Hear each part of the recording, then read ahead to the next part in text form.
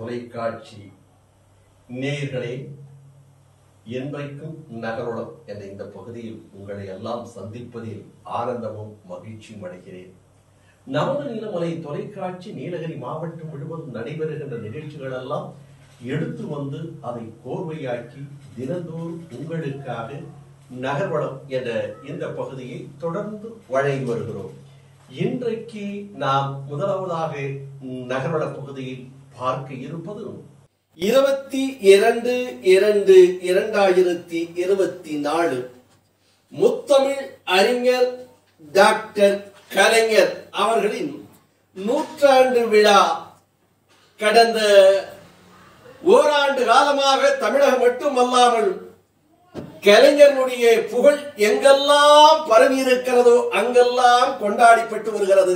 பல்வேறு நிகழ்ச்சிகள் தொடர்ச்சியாக நடைபெற்று வருகிறது.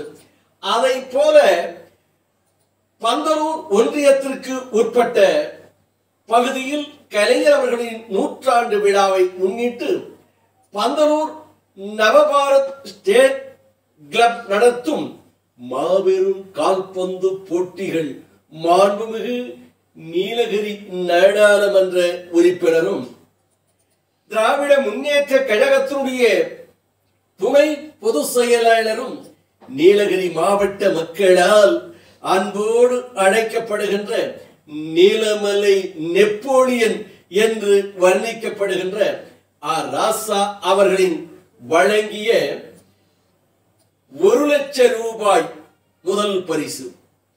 1 லட்சம் ரூபாய் பரிசினை பெற்றுக்கொண்டு நேற்றைய தினம் நடைபெற்ற போட்டியினை ஆற்றல் மிகு பந்தலூர் மேற்கு ஒன்றிய செயலாளர் சிவானந்த ராஜா அவர்களும் கிழக்கு ஒன்றிய செயலாளர் சஜேஷ் அவர்களும் மாவட்ட மகளிர் அணியினுடைய தலைவியாக இருக்கின்ற முன்னாள் மாவட்ட ஊராட்சி ஒன்றியத்தினுடைய பெரும் தலைவியாக இருந்த கோமதி சிவானந்த ராஜா அவர்கள்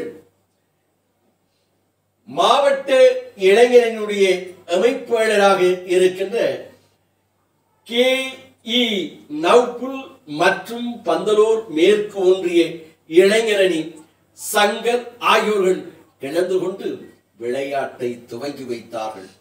இந்த நிகழ்ச்சியில் ஏராளமான விளையாட்டு வீரர்கள் இரு அணிகளாக பிரிந்து கலந்து கொள்வதற்கு தயாராக இருந்தார்கள்.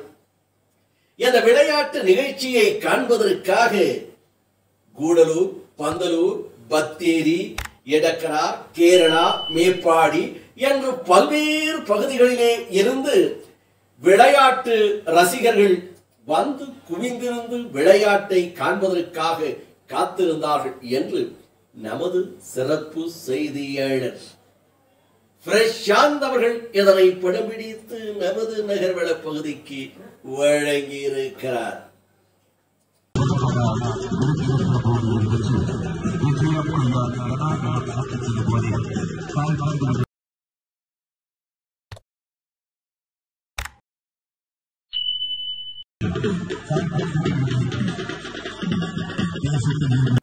சிறப்பான முறையில் கால்பந்தாட்ட விளையாட்டு துவக்கி வைத்ததை மக்கள் ஆரவாரத்தோடு ரசிப்பதற்காக தயாராகிக் கொண்டிருந்தார்கள். விளையாட்டு வீரர்களும் விளையாடுவதற்கு தயாராகிக் கொண்டிருந்தார்கள் என்று பந்தலூர் பகுதியிலே இருந்து நமது செய்தியாளர் பிரசாந்த் அவர்கள் இதனை தெரிவித்திருக்கிறார். எத்தோடு நகர்வளம் நிறைவு பெறுகிறது. வணக்கம்.